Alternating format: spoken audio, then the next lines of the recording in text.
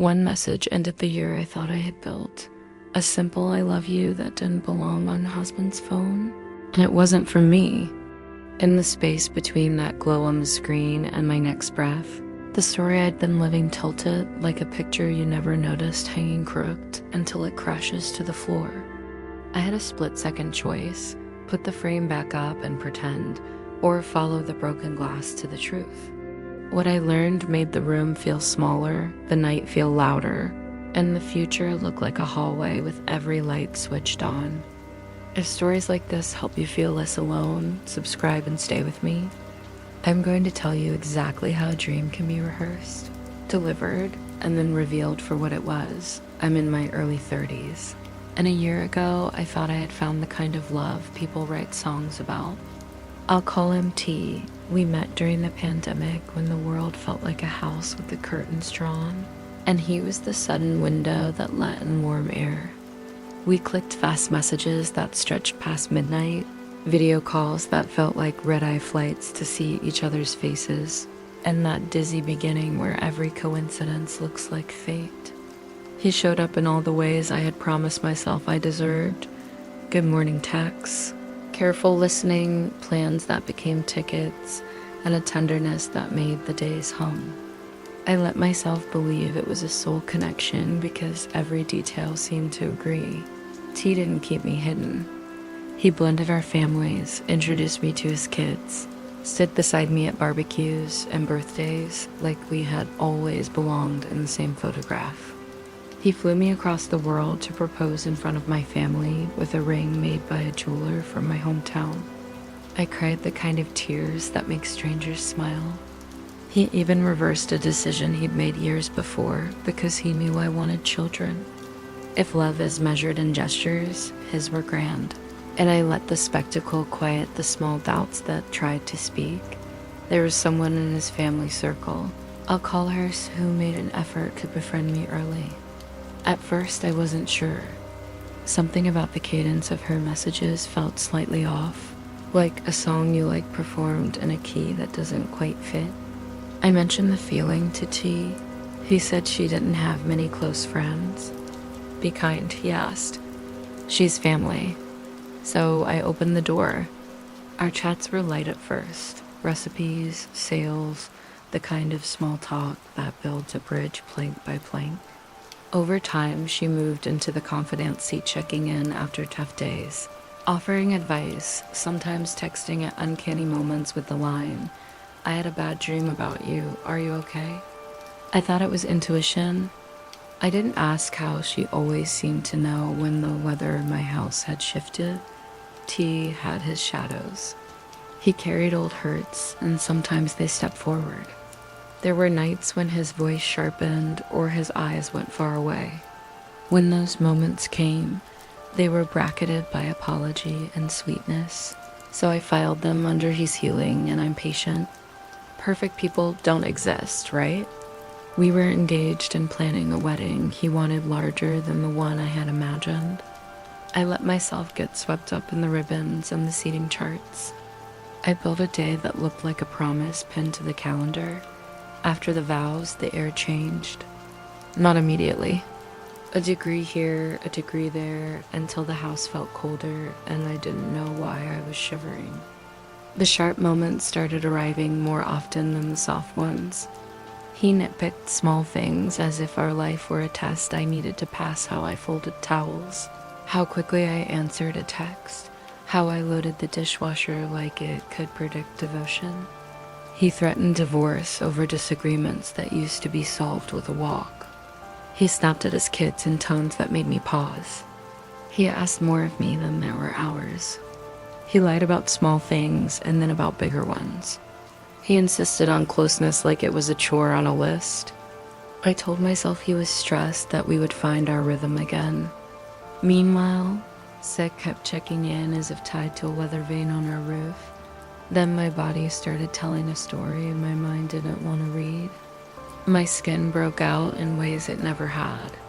Weight slipped off like I'd misplaced it. And the worst part was a string of health issues I had never known before, persistent, painful, and confusing. I saw doctors. I followed instructions. I tried not to connect dots that I had not been given permission to draw. The night before our first anniversary, I was reading to his youngest kiddo out like a light mid-page, the kind of heavy lash sleep that makes you want to protect the whole world.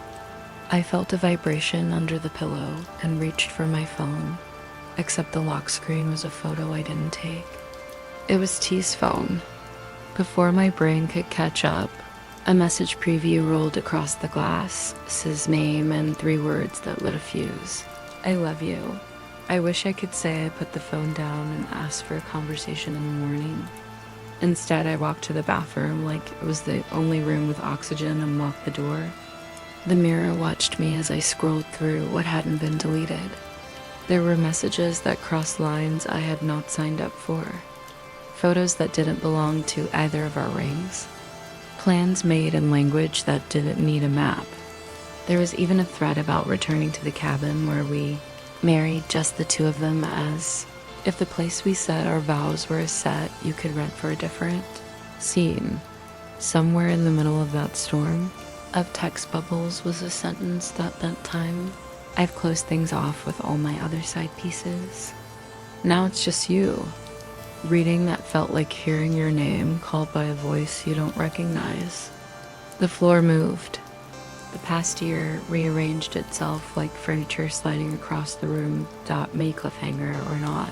Here's where my breath stopped. The messages didn't end with there were other threads with other women. There were arrangements that looked a lot like schedules. There were references to paid encounters, written with the kind of distance people use to talk about errands. It was all so mundane in its logistics, it bordered on grotesque. Somewhere in the mirror was a woman who had planned a wedding down to the fork placement while the person she married assembled a second calendar.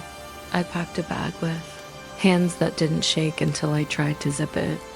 I sent a few screenshots to people who needed to see them, not to humiliate him, but to explode the myth I knew he would try to sell when he realized the doors had been flung open.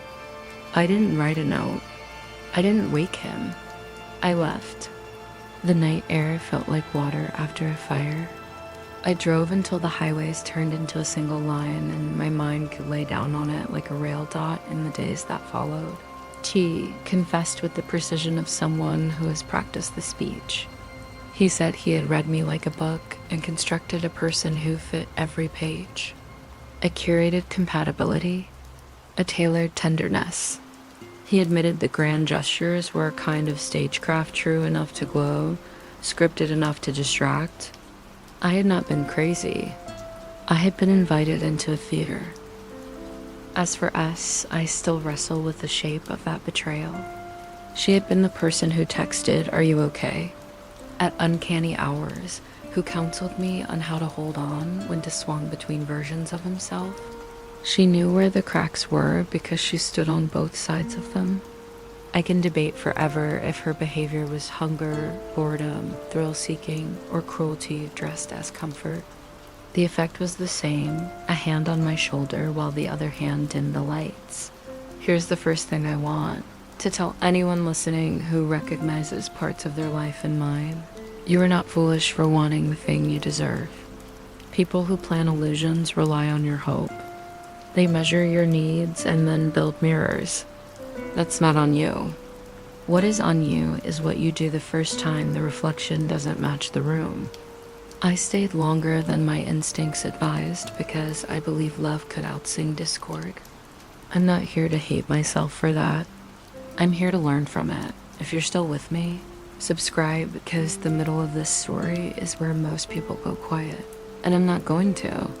When the shock moved aside enough to let me function, I made appointments, doctor, therapist, lawyer. The doctor took my concerns seriously and explained how stress can weaken a body while other risks require tests and time. The therapist helped me sort the debris into 2 piles, what was mine to carry and what I could set down. She said something that stuck. Manipulation often comes wrapped in generosity. Your nervous system learned to clap when it should have left the room. The lawyer talked about the practical leases, accounts, safety, documentation. It was boring, sobering, and life-saving. Meanwhile, the messages I'd sent to his family detonated in predictable ways. There was denial like a reflex. There was anger that bent toward me as if delivering the truth were worse than the acts themselves. There was quiet, too, the kind of silence that arrives when people realize the story they told themselves doesn't survive daylight. I didn't respond to every reaction. I was done auditioning for the role of reasonable. Here's the second cliff. I didn't see until I was falling. Grief didn't look like sobbing on the floor for me. It looked like being very, very still. It looked like mornings where the air felt heavy. It looked like standing in the shower trying to wash off a year that didn't exist the way I thought it did. It looked like fighting the temptation to reread old messages and grade them for truth. If you know that version of grief, I'm sorry. I'm proud of you for breathing anyway. There were moments I almost called him, not to reconcile, but to demand a better apology, to negotiate the narrative. I didn't. Every time the urge rose, I wrote a sentence instead. The truth is a patient animal. It doesn't need you to leash it and walk it around the block to prove it behaves. It just needs you to stop shutting it in the other room. I kept thinking back to S's uncanny check-ins. I had a bad dream about you, she would text, right after one of T's worst nights. At the time I filed it under female intuition, this magic we like to believe in because it's prettier than the alternative. Now it reads like logistics. When you see the blueprint, the magic evaporates. The door you thought swung open because of the wind was actually pulled by a string. People ask if I confronted us directly. I didn't. I had nothing to ask that wasn't already answered. I had nothing to say that wouldn't feed a fire better left without oxygen. If that sounds like restraint dressed as revenge, it isn't. It's self-respect and flat shoes getting the work done. Around the 2/3 mark of this story, something unexpected happened. I sat on a friend's couch, drinking tea that went cold, and realized I wasn't waiting for tea to fix this anymore. I wasn't even waiting for his acknowledgement. I had been imagining closure as a stamped letter I needed from his post office. It turns out closure can be a key you make yourself. It's not as satisfying as a certificate. It is, however, enough to open the next door. This is the part where I ask you to like this video if any piece of it resonated, and to comment with what you would have done the night of that message. Would you have woken him up? Waited until morning? Collected more proof? Would you have told the family or kept it private? I read every thoughtful comment because this channel is a room where hard stories help light each other. What about forgiveness? I don't owe T absolution, but I do owe myself the kind that allows me to stop carrying him into every room. Forgiveness for me looks like refusing to be a detective in my next relationship. It looks like building new rules. If a sentence makes the room tilt, we talk about it right then, no theatrics. If someone in the family circle crosses a boundary, the line is redrawn with thick ink and fewer chairs at the table. Surprises are for parties, not alibis. And early instincts get treated like smoke alarms, not scented candles.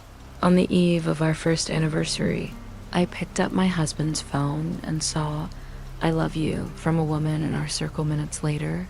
I found plans to revisit our wedding cabin and a trail of other arrangements that proved the man I married was a performance. I left that night, sent the receipts, and chose doctors, therapy, and a lawyer over denial want to know how it all unraveled and what I did next. Before I dive into all the details of my story, don't forget to subscribe if you love hearing unforgettable life experiences. I've learned that love without accountability is just confetti pretty in the air, messy on the floor, exhausting to clean up. I've learned that people can design compatibility like a costume, and that costumes come off when the theater closes. I've learned that my hope is not a flaw. It just needs a bouncer at the door dot. Where am I now? Living in a smaller place that feels larger because nothing echoes. Seeing a therapist who reminds me my worth doesn't climb or fall based on how convincingly someone adores me. Relearning how to listen to the animal part of me that pricks its ears when something's wrong. I am not ready to date. I am ready to believe that the next person I love will be a person, not a performance. If you've been where I am, or if you're standing at the beginning holding a message that doesn't fit the story you were promised. Here are the questions I ask myself that pulled me forward. What do I know that I'm pretending I don't? What evidence am I demanding that would only humiliate me to collect? Who benefits from my silence? What would I tell my best friend if she were me? And if you're in the chapter where your body is telling you something is off listen, the body doesn't know how to lie.